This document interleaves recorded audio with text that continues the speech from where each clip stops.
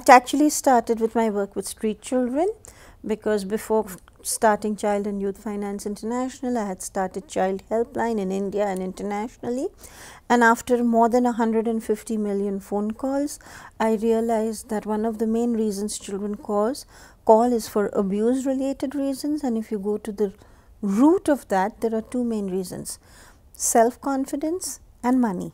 These are the two main reasons of exploitation and abuse, and therefore I wanted to do something to prevent that. And that's where the idea emerged. And I started with street children, whom I think are the most entrepreneurial, and therefore that whole concept came in. And what Child and Youth Finance does is very, very simple. It focuses on providing financial and social education to children and providing them access to the formal banking system. So that's what we are trying to do. How do you want to realize this? We have different ways in which we are realizing it. I think, see, Child and Youth Finance International has two main pillars. As I said, one is education, the other is access. So in education, we are working with ministries of education, UNICEF, UNESCO, OECD to try to put it on the agenda.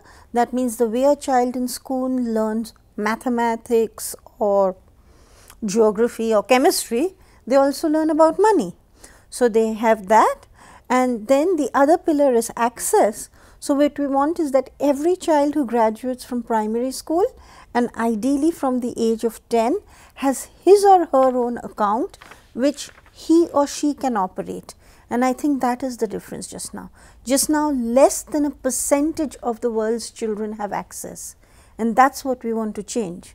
Because if we can change that, then a billion children, that means a billion people, are becoming financially inclusive. And I think that's the main vision. What are some interesting practical examples on how to promote financial education and assets for children? I think the most important thing is we need to look at it at the global level, because things go from sort of top down, from the global to the local, and the other way, which is from the local to the global. So I will start with how it affects a child's life. We have a young child. I am going to talk about a child in Burkina Faso, he learnt about financial education in school. He started saving informally, and then from his savings bought a cycle which he started renting, then had enough money to put his brother into school also, because otherwise the brother was not in school, and then the other brother, and now they have 3 cycles, and all the children are in school. And what I would like is the next step is that they can actually open a bank account in a bank and become main financial players, at least to their extent. So that is the very practical, concrete example of a child, and that's what I would like to see for every child across the world. And that's, I think, the main thing which we would want.